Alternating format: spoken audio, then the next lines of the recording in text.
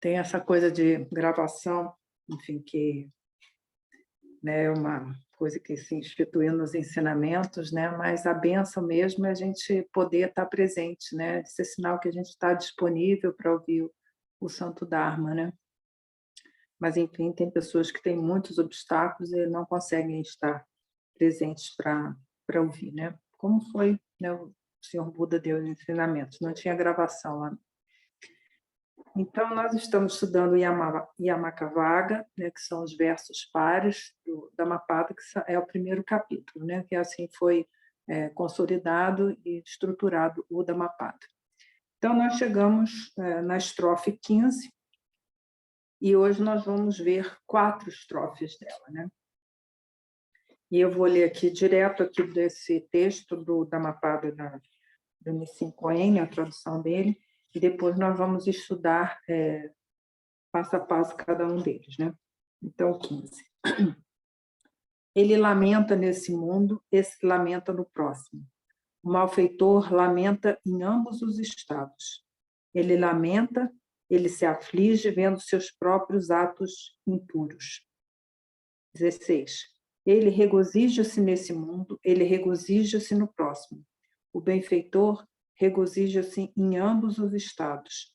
Ele regozija-se, ele rejubila-se vendo seus próprios atos puros. 17.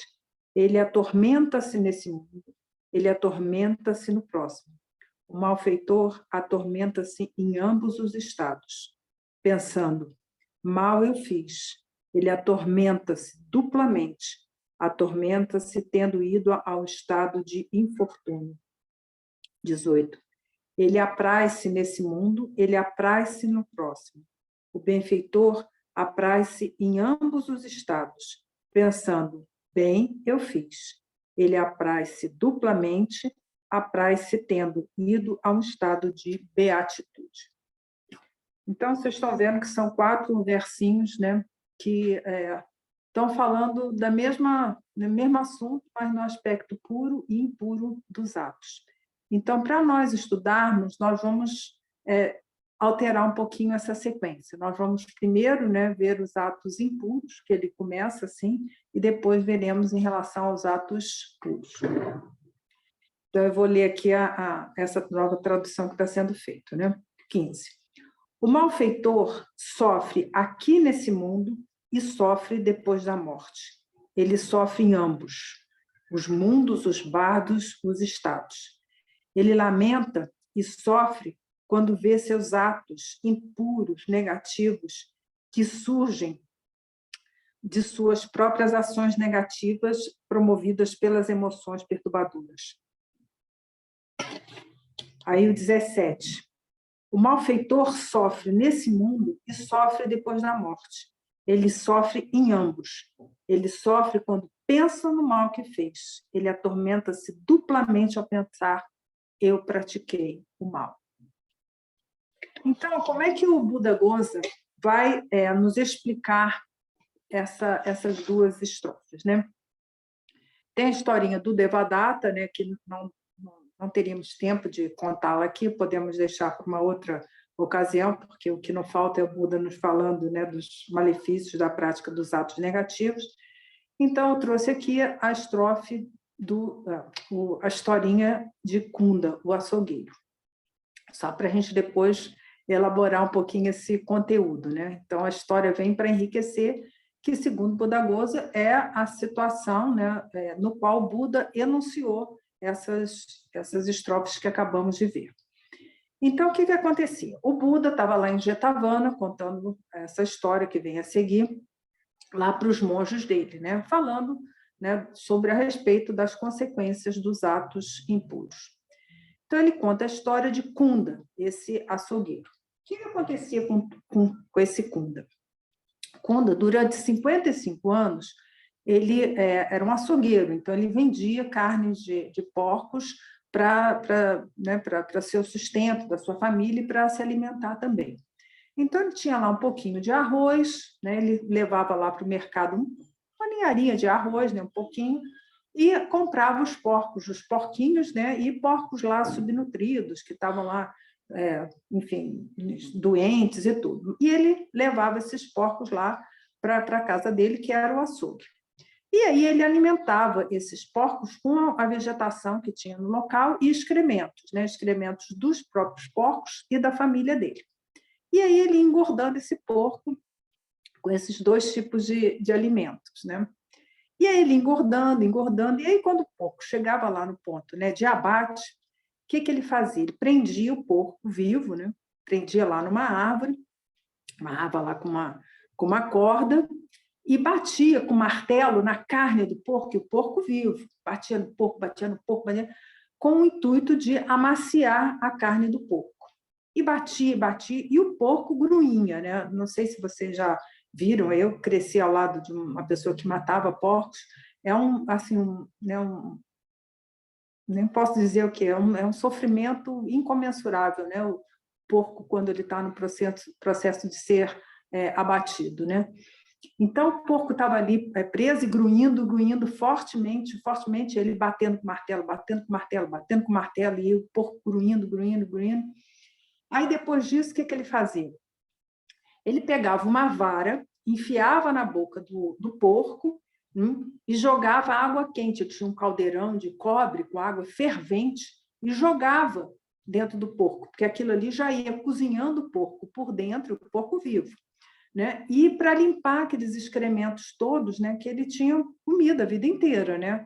Coitadinho dos porquinhos. Ia jogando água quente, enquanto não saísse água limpa, né, tal como ele estava jogando, ele não parava esse processo. Né? Ia jogando água fervente, e a vara lá, né? A vara por onde ele jogava a água, né? O porco lá com a boca aberta, e ele jogando aquela água quente, né? Fervente, fervente. E ia limpando o porco todo. Aí, quando saía a água pura, né, a água já limpa, ou seja, limpou tudo lá por dentro, né, ele pegava e jogava mais água escaldada, né, água quente, para escaldar o porco, com o intuito de tirar a pele dele. E o porco mais grunhinha, né, mais ele gritava de desespero e tal, ia, né, jogando água quente, escaldando mesmo o porco, né, para tirar a pele dele. Mas ainda restavam, né, alguns pedaços de pele e tal, e aí ele pegava uma tocha e queimava o porco todo, né?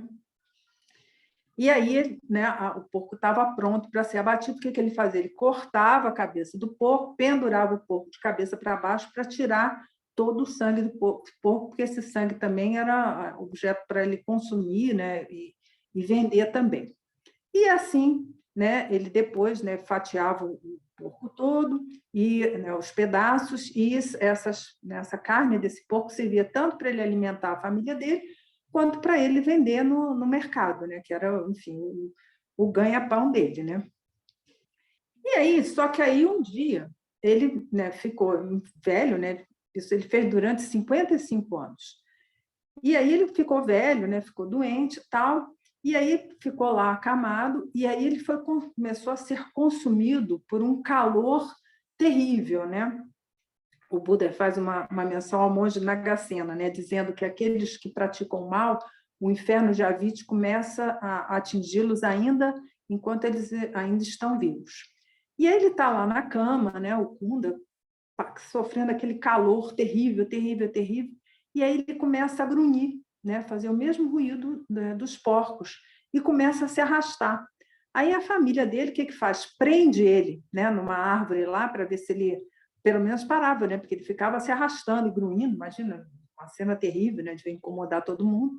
Eles faziam isso, mas não adiantava nada, porque ele conseguia se soltar dali, se arrastava, né, e grunhindo, grunhindo, grunhindo, grunhindo, aquele sofrimento imenso. Mas aí, 7 dias depois que ele estava passando por esse processo, ele renasce, então, no inferno de Aviti, onde ele vai passar, né, por todo o amadurecimento dos atos que ele havia praticado enquanto estava vivo, né? E aí os monges, né, que estavam ouvindo essa historinha que o Buda contou, né, tão bonitinho, o Buda conta umas historinhas bonitinhas para a gente, né? Ficaram assim aterrorizados, né? E aí o Buda então fala, né, que o sofrimento, né, vindo dos atos negativos atinge, né, a pessoa, né, tanto nessa vida quanto nas próximas. Então, aqueles que estão achando que o sofrimento só vem nas próximas, não. O sofrimento já vem nessa vida mesmo. Então, é isso que o Buda está nos trazendo aqui. O que é isso, gente? Agora, voltando aqui para o nosso ensinamento. O que nós vemos aqui? Primeiro, a ação do karma e o sofrimento, né, todos os 6 reinos do Sansara, e aqui nós estamos falando dos infernos de Aviti, a consequência dos atos negativos. Que né, tanto o karma quanto a natureza defeituosa do Sansara são as 2 reflexões que nós devemos fazer para nós abandonarmos o desejo de renascimento no ciclo das existências. E como é que nós fazemos isso? Através da prática da ética. Então, lembra quando nós começamos o estudo do Dhammapada? É a prática da ética. É isso que vai nos trazer a felicidade. Eu sei que muitos de nós já sabem isso, né? Que a prática dos atos positivos e evitar os atos negativos, enfim, é a prática básica nossa, né? Mas é preciso que isso realmente se impregne no nosso cotidiano, porque ela é a base da nossa felicidade. Nós não podemos esquecer que Sila, né, o primeiro treinamento lá da senda óctupla, que é a ação correta, né, a palavra correta e o modo de vida correto, que é um exemplo disso aqui, é a base para ter meditação. Então, sem ética, sem Sila, não tem meditação. Aqueles que acham, né, que se supõe que meditam sem ter desenvolvido a prática da ética, estão num processo de auto-engano. Nós não podemos esquecer que, como o próprio Buda disse, que a ética é a sombra fresca da árvore para a gente viver tranquilamente, a famosa, né, deitar a cabeça no travesseiro e dormir serenamente. É isso, né? Então, a prática da ética é uma maneira de a gente viver serenamente, né, e criar condições para a nossa meditação ser mais valiosa. Porque quando a mente está ocupada tanto por esse karma desses atos impuros, quanto pelas emoções perturbadoras vindas dela, não há assim, condições da pessoa viver tranquilamente e tampouco para meditar. Então, é fundamental, é isso que o Buda está nos trazendo aqui, né? É um convite para a nossa reflexão mesmo, para que nós coloquemos na nossa vida realmente a prática dos atos positivos. Todo mundo quer felicidade, né? Eu ouvi essa semana uma criança de 9 anos falando que não queria envelhecer. Eu falei, mas por que você não quer envelhecer? Ah, porque velho fica doente, porque velho tem dor, porque o velho vai morrer, porque... Eu falei, olha, você não quer ficar velho, não é essa a questão, né? Você não está querendo sofrer. Isso é o que todo mundo quer. Ninguém quer sofrer, né? Todo mundo quer o bem-estar, a felicidade. E só tem um jeito da gente fazer isso, né? É realmente a prática da ética. E aqui, gente, é que fique bem claro, porque muitas pessoas pensam que, através da prática dos atos positivos, eles vão ter boas condições nessa vida. Isso pode vir também devido, né, aos atos que são mistos lá, né? Tem várias condições. Então, você vai ter uma condição de abrigo, você vai ter alimento, né? Essas coisas fundamentais que nós precisamos. Mas aqui é mais uma questão de ter mesmo condições da mente se estabilizar. É a sombra fresca que nós vamos criar para nós mesmos, né? Porque, enfim, as dificuldades, as circunstâncias do samsara são inúmeras, né? E, enfim, os fenômenos eles se sucedem, né? Não tem como a gente controlar, né? É uma ilusão a gente pensar que a gente controla as pessoas ou os fenômenos ou o que quer que seja. Isso não tem como, né? Os fenômenos simplesmente vão acontecendo independente da nossa vontade, do nosso desejo. Então, nós vamos ter serenidade, mente estabilizada para passar por todas as experiências, né? Como está lá no Lojong, seja na alegria ou na tristeza, nós vamos estar com a nossa mente estabilizada. Tá? Então, que fique bem claro isso, porque alguns praticantes pensam que praticando o Dharma, eles vão renascer no mundo dos deuses. Isso também não é uma coisa assim que nós praticamos, devemos almejar, né? Nós devemos realmente ter a aspiração de nos liberarmos do ciclo das existências. Mas primeiro a gente tem que estabilizar a nossa mente aqui nessa nossa vida de todo dia. E aí vem algumas reflexões que eu fiz ao longo da semana, né? Geralmente nós somos cegos aos nossos atos negativos, né? Fazemos isso devido à nossa ignorância e ao nosso instinto de preservação, né? E aí nós sacrificamos o mundo, as pessoas, as relações, simplesmente para o nosso bem-estar. Então, olha só que coisa complexa isso aqui, né? Então, primeiro, devido à ignorância, né? Porque na ignorância nós estamos na nossa relação dual, então nós queremos manipular, né? Temos a intenção de manipular o outro, seja seduzindo ou fazer com que ele se sinta culpado por alguma coisa.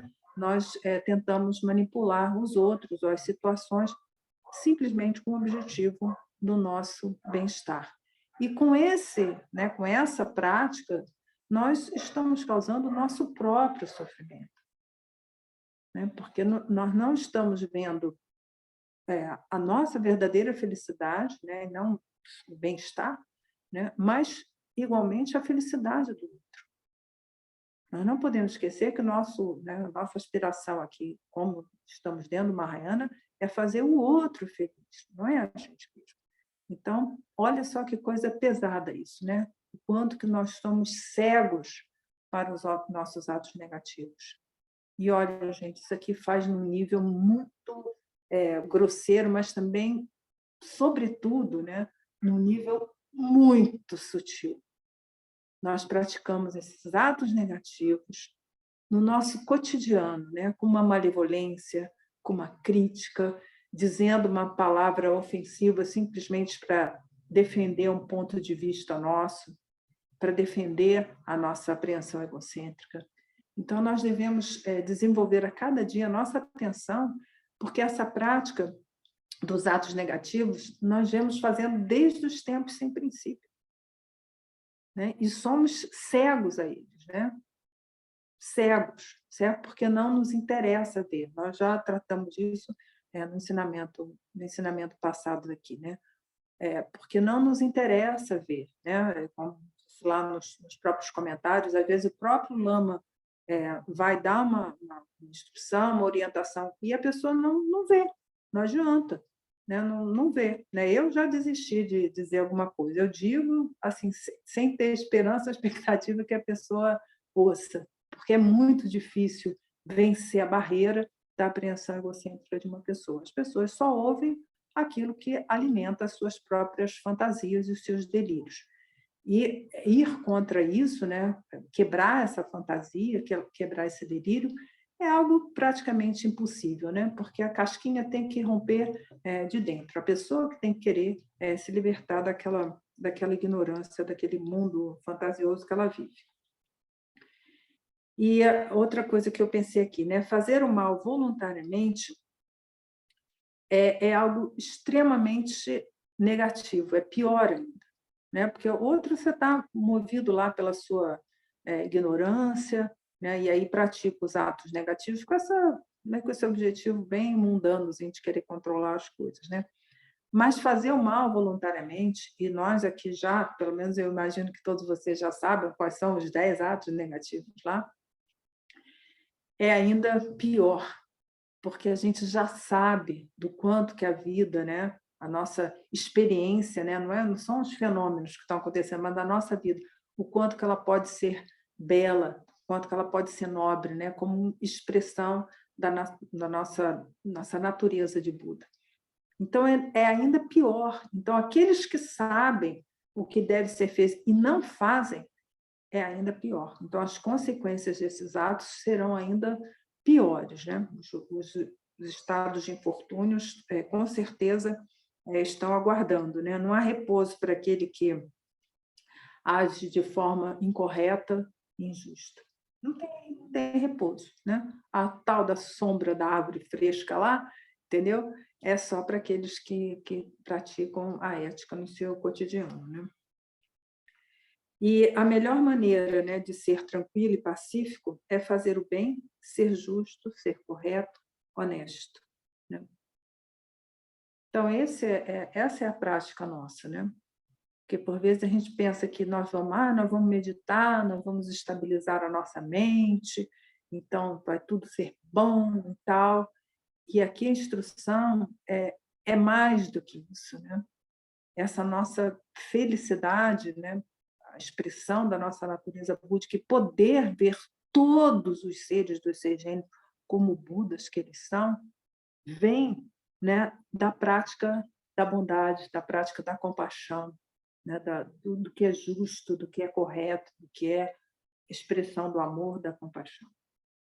É disso que vem a nossa felicidade, é a prática dos atos positivos na sua expressão ilimitada para todos os seres. Claro que no início nós não conseguimos isso, mas nós vamos passando do nosso círculo de amiguinhos e pessoas queridas para aqueles que a gente nos são indiferentes no primeiro momento, mas depois para aqueles aos quais nós temos alguma rejeição, né? Que são os nossos inimigos, né? Que de fato não são inimigos, mas nós vamos gradativamente com a nossa prática aumentando esse ciclo até que nós consigamos abranger então os seis reinos, né? Outra coisa assim, uma outra frase, né, que eu pensei, né? Nós carregamos no nosso cotidiano, na nossa mente, né? Eu espero que vocês tenham entendido isso, que é um ambiente mental no qual nós vivemos, que independe das circunstâncias físicas, materiais que estejam nos cercando no momento, a atmosfera dos nossos próprios atos. Então, o que quer que seja, né, que esteja acontecendo, né, os fenômenos todos que se sucedem, nós carregamos na nossa mente essa atmosfera. Isso é verdade, porque nós já vimos lá, quando a gente estudou, lá as consciências todas, que tudo vai sendo depositado na etapa Nanxie de Alaidina, né, que é a etapa dual, né? E aí, para depois a gente realizar isso tudo lá, né, em Exê, que, né, todos os fenômenos são desprovidos da natureza própria. Mas nós, cada ato nosso, gente, por mais simples, por mínimo que seja, isso tudo vira semente, e isso faz parte do nosso karma. Então, qualquer ato negativo que a gente pratica, o mínimo que seja, né, ele se deposita na nossa mente, e aí vem as quatro leis lá do karma, né? O resultado desse karma é certo, ele amadurece do seu autor, ele não se esgota, né? Que está faltando muito, que ele é certo, amadurece no seu autor, ele não se esgota e ele só se desenvolve, né? Aquela sementinha que a gente plantou lá, uma discórdiazinha que a gente criou, às vezes, na nossa própria cabeça, né? Criticando ou vendo alguma notícia e tal, aquilo ali vai virar, né, um bicho grande, né? A gente pensa que é pequenininho, não, que só vai se desenvolver. Então, nós devemos realmente desenvolver a prática da atenção, isso a gente faz quando a gente está fazendo a nossa meditação formal, para que o nosso cotidiano seja impregnado com essa prática da atenção, para que sejamos realmente vigilantes a todo e qualquer ato que a gente cometa, seja com o corpo, seja com a palavra, ou seja com a mente, né? E aí outras, né? O nosso egoísmo e o nosso interesse sem escrúpulo, né, em relação ao outro, e a má vontade, né, de praticar essa benevolência, né, traz miséria e um mal-estar perpétuo. Então, olha só como é que a gente vai criando as causas, né, da nossa mente ser tão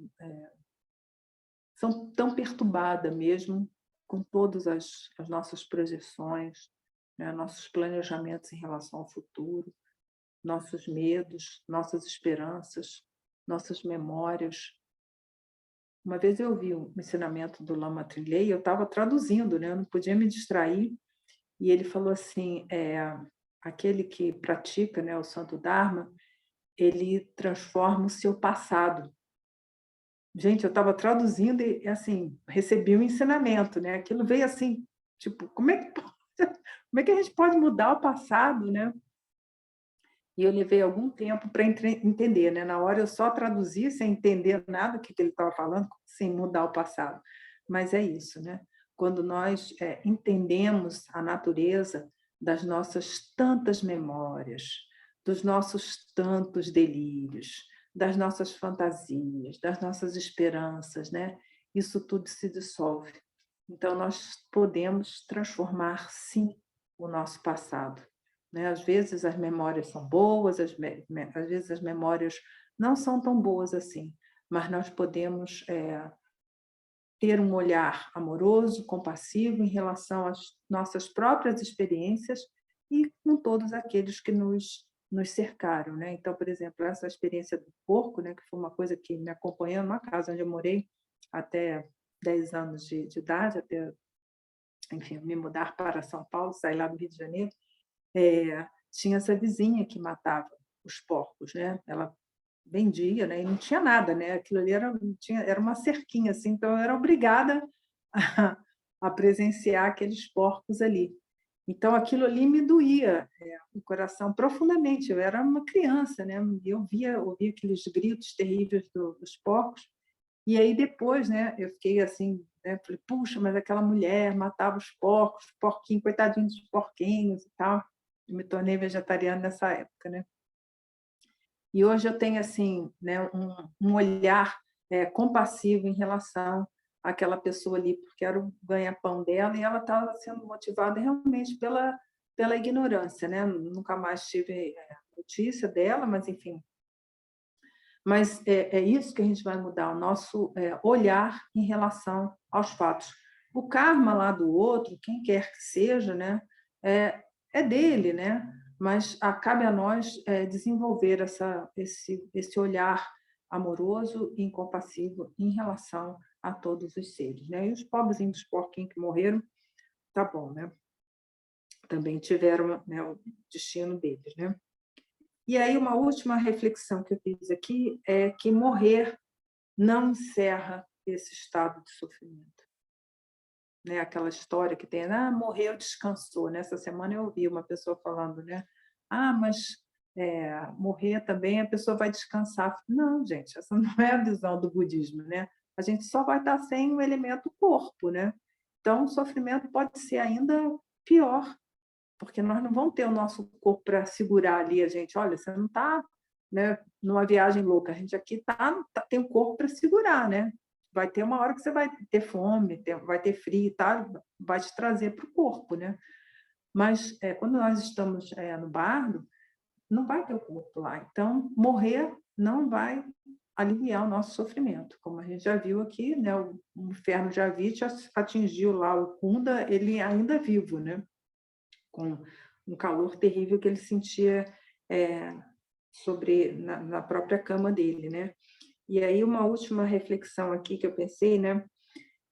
É sobre a Terra, é nesse planetinha mesmo que a gente está aqui que nós nos transformamos. Então é nessa oportunidade que nós temos aqui de estarmos vivos, né? De estarmos em relação com o outro, né? De estarmos numa oportunidade de praticar a ética, de sermos generosos, de sermos pacientes, enfim, todas as paramitas, é aqui que nós podemos transformar a nossa mente, transformar a nossa visão de mundo, né? E realmente poder conviver com todos os seres de uma forma respeitosa e amorosa, né? E aí é no nosso próprio corpo que nós trazemos, né, o despertar, a natureza de Buda está em nós, né? Então essa é assim, a conclusão, né? Não querendo concluir nada, mas um incentivo mesmo para que nós sejamos cada vez mais atentos e vigilantes em relação a todos os nossos atos, né? Essas visões são terríveis, né? Do inferno, né? Mas o Senhor Buda assim ensinou, para que a gente, não é para que a gente vai ficar lá com medo, né? Mas para que a gente possa refletir e ver a consequência dos atos, né? Que é esse o 17, né? O malfeitor sofre nesse mundo e sofre depois da morte. Ele sofre em ambos. Ele sofre quando pensa no mal que fez. Ele atormenta-se duplamente em pensar, eu fiz mal. Aqui já tem uma saidinha, né? Que é o reconhecimento de que fez o mal. Né? O Buda já abre aqui uma porta de saída para a gente disso, né? Que vem a ser o reconhecimento das faltas. Mas imagina aquele, né, que não está no estado mais de tanta ignorância, mas aqueles que já sabem o que tem que ser feito e não fazem, né, não praticam bem, mesmo sabendo que é assim que a gente vai encontrar a felicidade. Imagina o estado de sofrimento dele, né? Eu fiz o mal.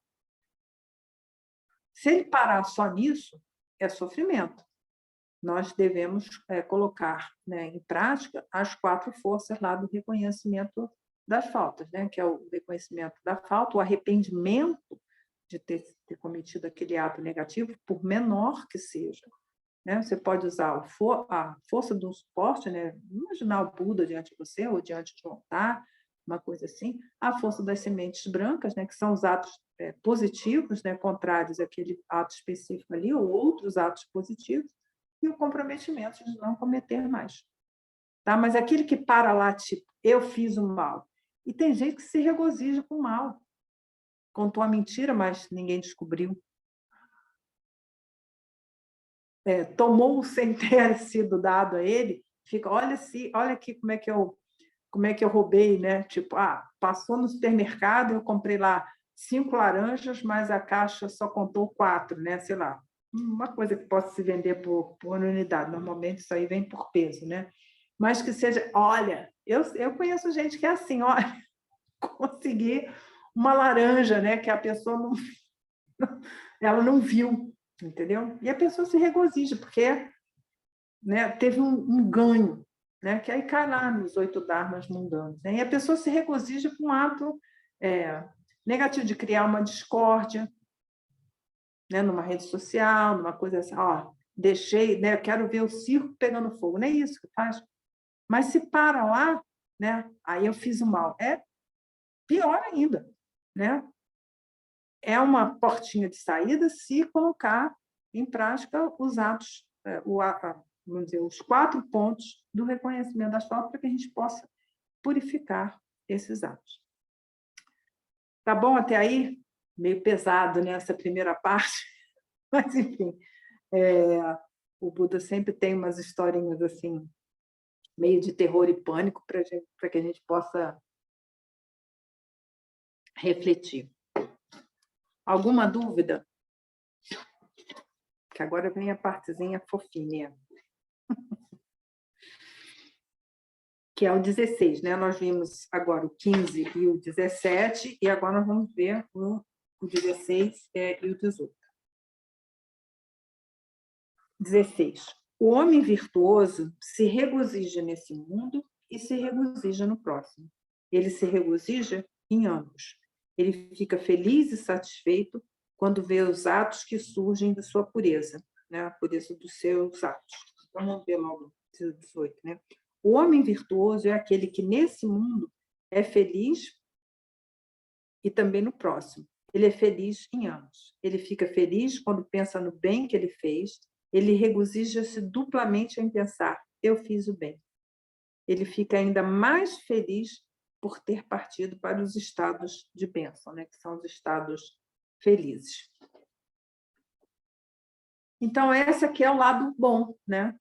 Da coisa quando a gente pratica os atos positivos, né? Com o uso da nossa atenção, da nossa vigilância, nós somos cuidadosos com todos os pensamentos que nós produzimos, com todas as palavras que nós produzimos e todos os atos que nós produzimos. Então, isso vai trazer felicidade nessa vida e felicidade na próxima. E com o objetivo último é o despertar, né? Sempre lembrando, sempre é bom deixar isso bem claro, né? Que essa felicidade nessa vida é essa mente pacífica, essa mente serena, essa mente que quer bem, que tem benevolência, que tem respeito por todos. Porque, às vezes, a pessoa vai pensar que vai ter alegrias, né? Posses, tá com prazer, né? Tá com elogios e tal, e não é nada disso que se trata aqui. Aqui é realmente o estado da mente feliz, né? Então, o que nós vemos aqui? Uma historinha bonitinha, né? Porque, enfim, quando começa pesado, mas depois ele dá uma aliviada para a gente não ficar tão mal com a história do porquinho lá sendo. Então, é a história do devoto da Mica, e o Buda também está lá em Jetavana, contando essa história lá para os monges. Então, o Buda está contando a história, diz que lá em Savatthi viviam 500 homens honestos e devotos, né, muito virtuosos. E cada um deles, né, tinham 500 seguidores, né, eles eram, enfim, pessoas muito, muito nobres, né? Mas o mais velho deles, que era esse tal do Dhammika, ele tinha 7 filhos e 7 filhas, né?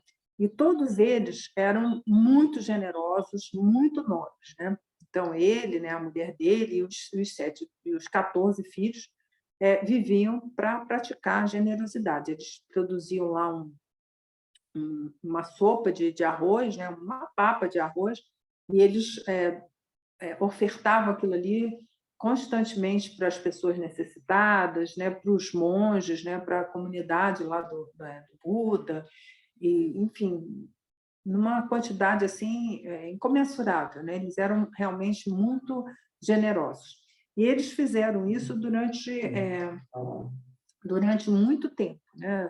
Essa família toda, a prática deles era a prática da generosidade. Mas o tempo passou, né? E um dia o Dhammika ficou doente, ele ficou acamado, e aí ele pediu então para a família dele que ele queria ouvir o Santo Dharma. E falou, por favor, chame de 8 a 16. Eu não entendi por que esse 8 a 16, eu só estou contando o que está na história. De 8 a 16 monges. Ele pediu para ir lá, ele queria, no seu leito de morte, ouvir o Santo Dharma. E aí uma pessoa da família foi lá falar na comunidade do Buda e tal, levou lá os monges para eles recitarem um texto. Aí eles perguntaram, né, para o Dhammika, devoto, qual o texto que você, né, qual o sutra que você quer ouvir? Aí eu quero os fundamentos da atenção plena, que é o Satipatthana Sutra, né?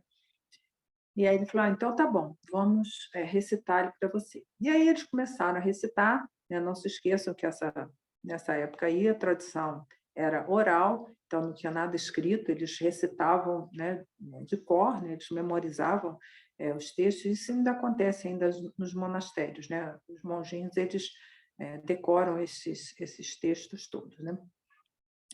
E aí eles começaram a recitar e tal, e aí ele começou a ter uma visão lá, né? Vieram 6 carruagens imensas, ricamente ornamentadas, né? Cheias de ninfas maravilhosas, 1000 ninfas cada uma delas, né? Essas carruagens eram ornadas, né, com ouro, pedras preciosas, e as ninfas também divinas, maravilhosas e tal. Tinham cada carruagem delas tinha 1000 cavalos Sindhi, né, que são os cavalos lá dos deuses, né? E aí ele teve aquela visão toda maravilhosa, né, aquele cortejo todo lindo, maravilhoso, assim, nem tem palavras para dizer. Aí ele falou, né, eu falei assim, não, esperem, agora não é o momento. Aí os monges, que não estavam vendo nada, né, falaram assim, poxa, mas ele pediu para a gente recitar o Sutra da Atenção Plena e está pedindo esperar, agora não é o momento. O que eles fizeram, os monges? Pegaram e foram, eles se levantaram e foram-se embora. E aí, né, o Dhammika, vendo aquela cena assim, né, olhou para a família dele, né? que eram também devotos e tal. Falei, mas nós estamos chorando, você não está vendo? O que você fez com os monges? Mandou os monges embora, mandou eles esperar, que aquele não era o momento. Ele falou, não, não, é porque eu vi, né, os devas todos vindos, numa coisa maravilhosa e tal, e eu falei para eles esperarem, porque eu queria acabar de ouvir o Sutra da Atenção Plena antes de partir com eles. Aí a família duvidou, porque eles não estavam vendo nada, né? Só quem estava vendo era ele, o Damika. Aí ele falou assim, olha, pegue uma guirlanda de flores e jogue para o ar, porque vai prender numa dessas, né, dessas carruagens. E aí a família, né, tipo, achando que ele estava ali delirando e tal, mas mesmo assim fizeram, né? Pegaram uma guirlanda de flores e a guirlanda ficou, né, para eles pendurada no ar, né? Mas o Damika viu que, né, essa guirlanda tinha ornamentado uma das carruagens. Aí a família ficou assim, surpresa, mas o que é isso que está acontecendo? Eu falei, pois é, porque eles estão aqui querendo ir embora, né, querendo me levar para o mundo dos deuses, né? Mas eu queria acabar de ouvir o Sutra. E aí os monges chegaram lá, foram lá falar com o Buda. O Buda falou, mas já voltaram? Já, porque a gente estava lá e ele falou, espere, porque agora não é o momento. Aí o Buda, não, peraí, foi nada disso não. É porque os devas, né, tinham vindo levar o Damika, né? E ele falou, não, espere, agora não é o momento, mas falou para eles, não foi para vocês. Aí os monges viram, né, o erro que eles tinham cometido, né?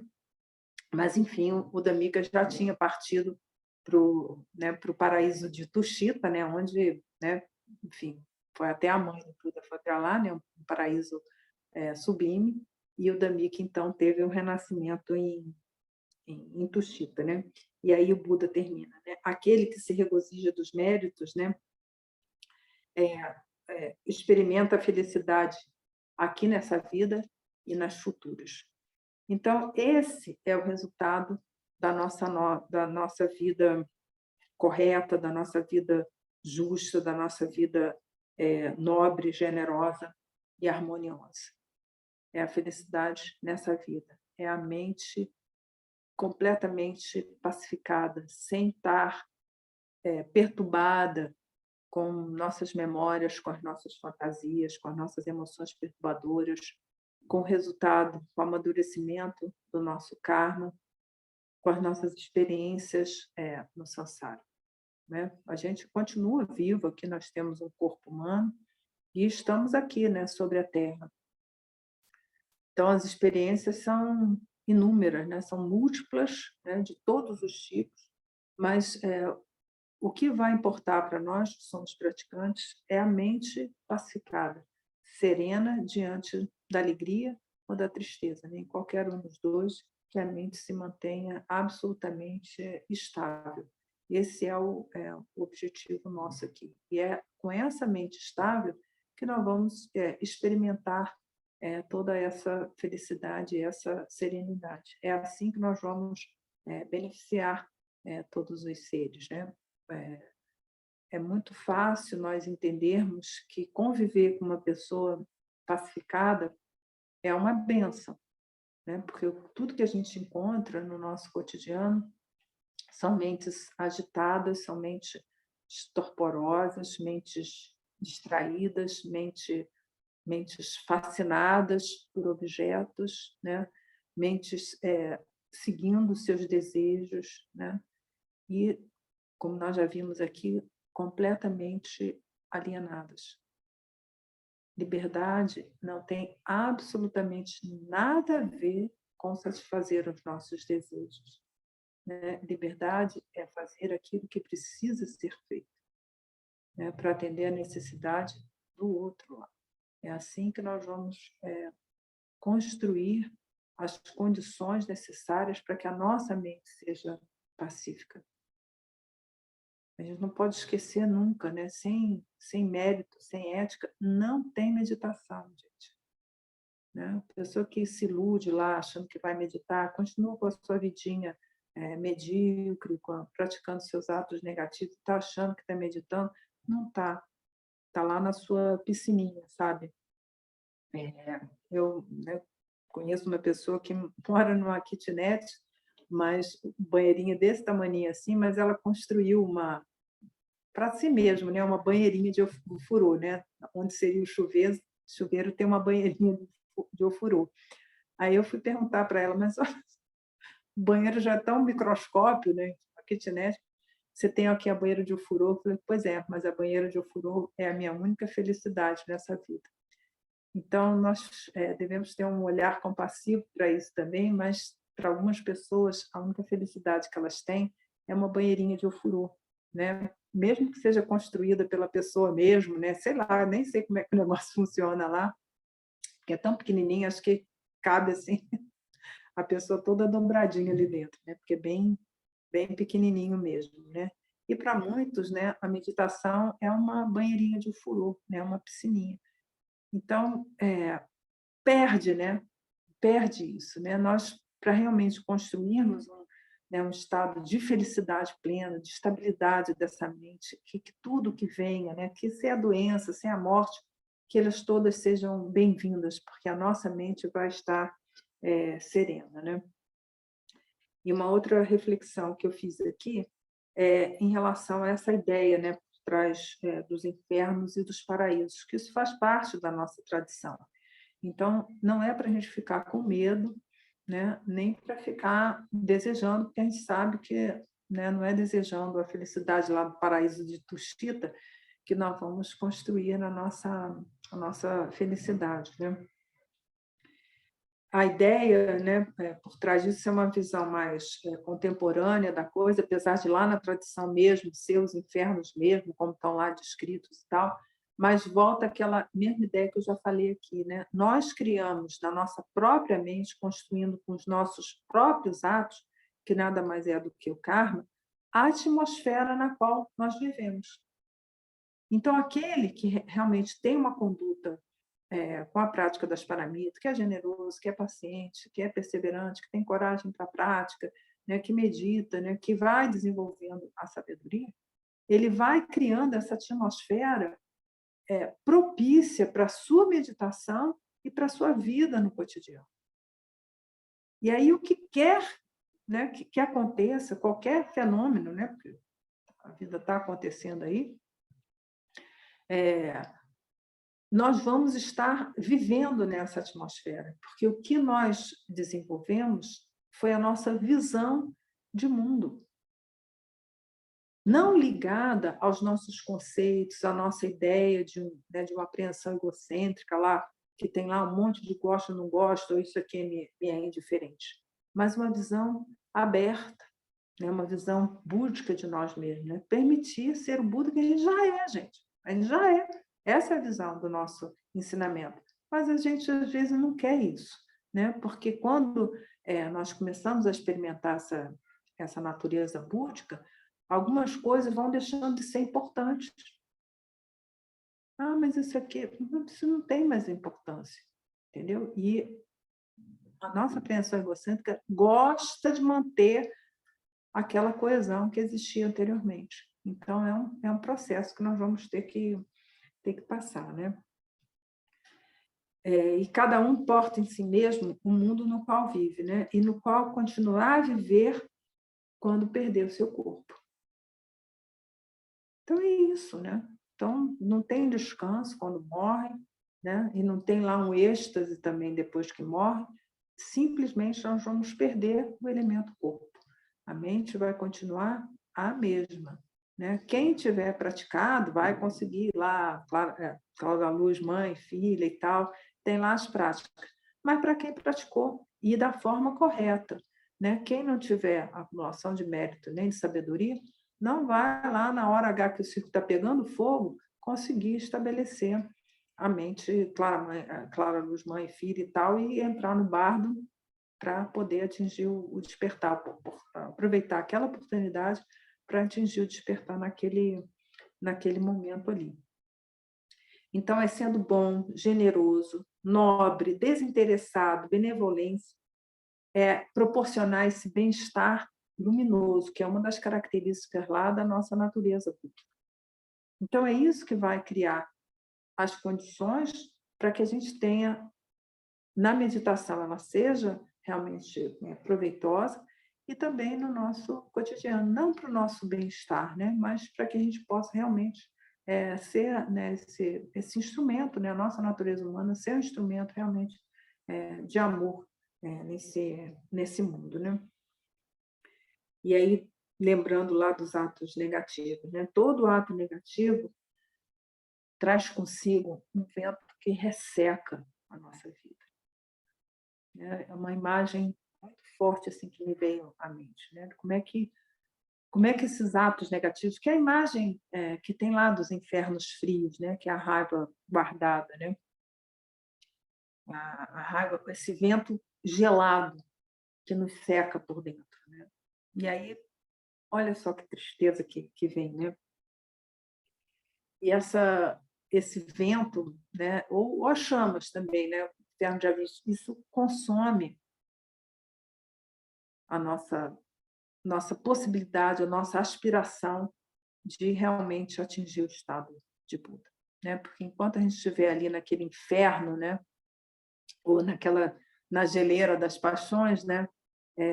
Fica muito difícil nós fortalecermos nossas aspirações para realmente praticar e poder realmente liberar os seres dos nossos julgamentos, né? Mas, em contrapartida, todo ato positivo e benevolente produz, então, esse repouso, né? Essa luz, essa alegria, né? Sobre o qual tem lá o florescer do nosso despertar. Então, nós devemos, no nosso cotidiano, gente, né? Não pensar que é só lá na prática, aquilo ali é o treinozinho, é quando a gente enche o nosso tanquezinho, né, para a gente poder praticar, mas é nosso cotidiano. Olha só quantas horas, quantos instantes, quantos minutos no nosso cotidiano nós temos de realmente oportunidades tanto de pacificar a nossa mente quanto de fazer o bem, né? E não é só fazer o bem, ter uma aspiração, eu tenho uma aspiração, né, de liberar os seres, não é liberar os seres mesmo, entendeu? É não pensar mal de ninguém, não pensar nada em relação ao outro, né? Só realmente ter uma ação ética, né, positiva em relação aos seres. E aí, assim, para a gente concluir, temos mais uns poucos minutos aqui, eu trouxe o ensinamento do Kalun Rinpoche, né, precedente, né, que lá na Lavoie do Buda, que é um ensinamento reunido pelo Lama Denis, sobre alguns ensinamentos do Kalun Rinpoche precedente, que chama-se O Jogo da Ilusão, onde ele vai falar, né, do karma, né? E aí o Kalun Rinpoche vai dizer, né, o samsara é produzido pelo karma, o karma é criador do samsara. Então, vem uma reflexão muito profunda que nós devemos fazer em relação a isso, né? O samsara é fruto da nossa ignorância, da nossa distração, de seguir os nossos desejos, de seguir, né, dar vazão às nossas aversões. Isso é o que cria o samsara, né? O samsara é um estado, como ele mesmo coloca, né? Não é eu vou para o samsara, né? A pessoa que deliberadamente, voluntariamente diz, eu vou para o samsara. Tem isso, né? Tem gente que vai lá para uma festa e tal, eu estou indo para o samsara, né? É uma frase que o budista diz, né? Vou lá para o samsara. Gente, você pode ir para a festa que for, pode ir lá para a rave que for, se você estiver com a mente atenta, né, lúcida, querendo realmente beneficiar, ainda que seja bem difícil, mas é possível, não é a circunstância exterior que está acontecendo, né? O sofrimento, o samsara, né? Porque a natureza do samsara é defeituosa, é sofrimento, somos nós que criamos com a nossa mente que segue os desejos, com a nossa mente ignorância, que não vê a natureza última dos fenômenos, e segue os desejos. Eu quero isso, quero aquilo outro, né? Ontem aconteceu um fato bem estranho, uma criança de 7 anos que precisava ir no médico. Aí a mãe falou assim, filhinha, nós precisamos ir no médico. Não, eu não quero ir no médico. Imagina, uma criança de 7 anos pedindo, não quero. Aí a mãe passou o dia inteiro desesperada porque não conseguiu arrancar uma criança de 7 anos de casa né? Porque precisava ir para um hospital para atendimento e a criança simplesmente não quis ir para o hospital. Então, olha só como é que a apreensão egocêntrica é danosa. É danosa. Você imagina se aos 7 anos um ser humano, entendeu? Desse não quero, e a mãe atendeu aos pedidos da princesa. Então, assim, o quanto que o desejo cria sofrimento para si e para os outros. Então, muita atenção com atender aos seus desejos. E aí, o Kalu Rinpoche segue, então, né? As experiências e os atos são condicionados pelo karma. Ou seja, é uma bombazinha que se retroalimenta. Porque com os atos negativos, nós criamos um karma negativo, né? E os nossos atos são condicionados por esse mesmo karma. Então, não basta simplesmente o ato negativo estar lá, virou um ato, né? Virou um bidu, né? um sanskara negativo. Não, ele produz mais fininhos, entendeu? Desenvolvimento dos atos. Então, olha só como é que é danoso, não é só em si. Ele vai criando mais ainda, né? Isso também vale para os atos, né, positivos, né? As experiências e os atos são condicionados pelo karma. Então, é a mesma coisa lá dos atos positivos criarem uma atmosfera luminosa, né, e pacífica para a nossa mente, né? E aí o Kalu Rinpoche segue, né? A cada instante temos a liberdade de seguir o caminho do despertar. Olha que frase, gente. A cada instante nós temos essa liberdade. A gente não precisa seguir o nosso pensamento, nossas ideias, nossas emoções. Não precisamos seguir. Nós temos essa liberdade em nós, essa autonomia em nós. Então, devemos, como diz os outros, tomar posse, entendeu? Dessa liberdade e realmente fazer o que precisa ser feito e não seguir os nossos desejos, né? E temos também a liberdade de seguir para as existências de sofrimento, pois apesar dos condicionamentos, há a presença da inteligência imediata autêntica. Então, essa que o Kalu Rinpoche chama de inteligência imediata autêntica, que nada mais é lá, que vem lá da natureza nossa de Buda, está presente em nós, a todo instante. E se nós não vamos lá experimentar isso, é porque nós decidimos assim. Estamos obstruídos pela nossa ignorância, pelo nosso karma e tal, mas quando nós voluntariamente decidimos limpar isso, esses véus da nossa mente, nós acessamos essa inteligência imediata, autêntica, o tempo todo. Isso virá com a estabilidade da nossa mente. Então, já está disponível. É uma questão de decidirmos realmente praticarmos, tanto nas sessões formais quanto nas intercessões, na nossa prática cotidiana, né? E aí ele diz, né? A escolha nos pertence, né? E os resultados são inevitáveis. Gente, isso aqui é uma frase para a gente escrever, entendeu? Pregar assim na porta da geladeira, botar lá para a gente ver. A escolha nos pertence. E os resultados são inevitáveis. Então, se você está num estado de sofrimento, né, com a mente torturada, que perdeu, né, essa capacidade estável e pacífica da mente, foi escolha sua. Aí tem lá, né? Está lá no versinho de Lojong. Reclame de apenas uma coisa, o que é? E tu mesmo. Pesado isso aí, gente. Já pensou a gente não poder reclamar de mais nada? Reclama de quem? E tu. Quem é o responsável? É você mesmo. Então, coloca toda a responsabilidade sobre o seu passado, sobre o seu presente e sobre o seu futuro. Não tem Papai Noel nessa história. Não tem Deus nenhum, não tem um Buda lá. Só tem um Buda, né, nos 4 tempos, nas 10 direções, que pode realmente te proteger, fazer alguma coisa por você. Quem é? Você mesmo. Você mesmo. Então, olha só a nossa responsabilidade, né? Essa frase, a escolha nos pertence. Tá assim, né? Como ele falou. Então, ele segue, né?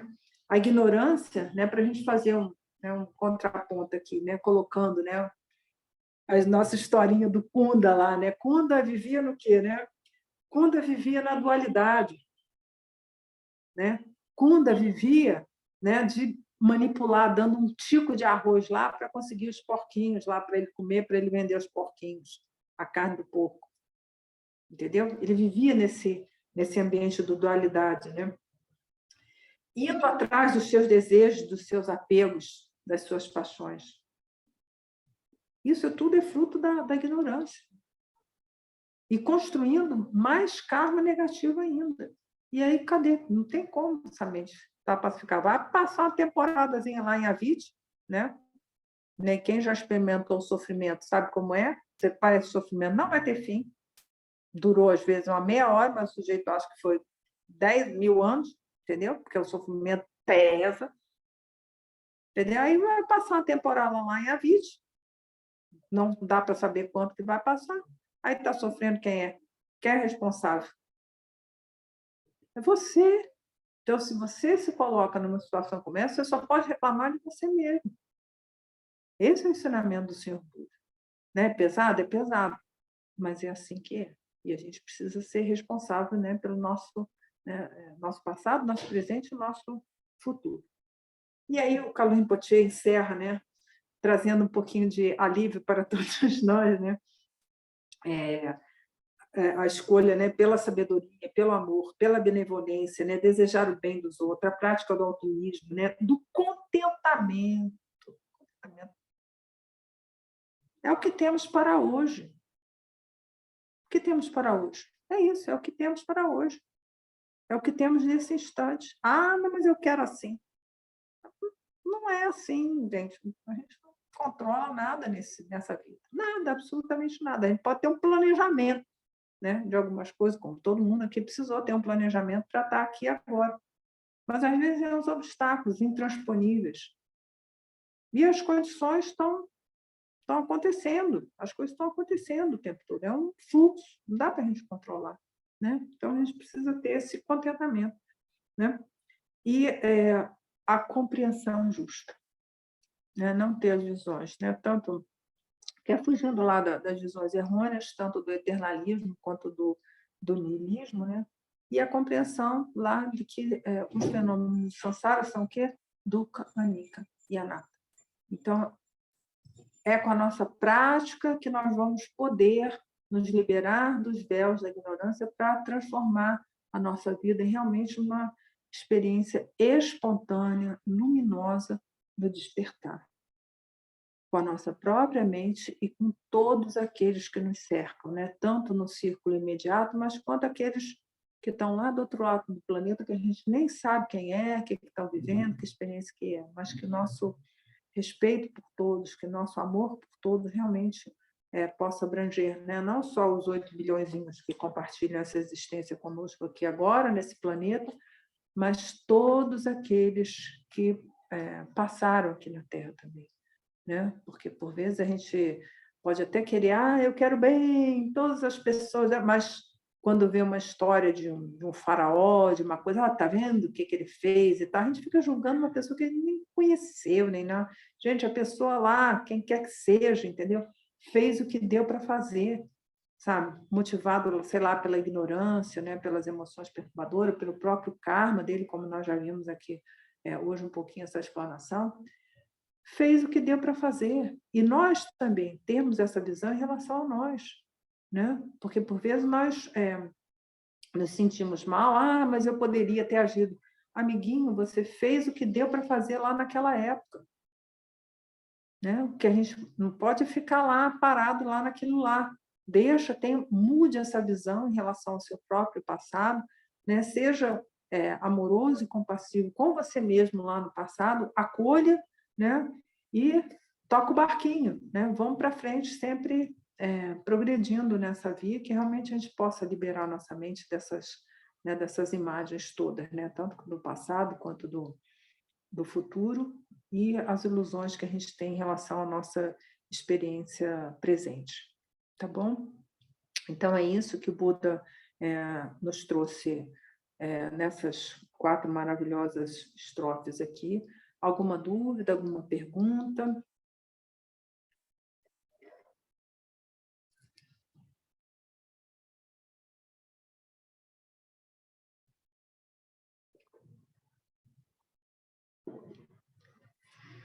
Então, vou liberar vocês aí. Não sei se tem alguém que está no KPG, não dá para ver. Só tem umas pessoas que dá para saber onde estão. Liberar para poder lá tomar um café com a Dona Sonan, né, que 10h30 tem a prática lá de vocês. Tá bom? Então, vamos fazer a nossa dedicatória. Então, graças a esse mérito, tendo obtido a onisciência, vencido os inimigos, que são as máculas, posso liberar todos os seres do oceano do Sansara, agitado pelas ondas do nascimento, velhice, doença e morte.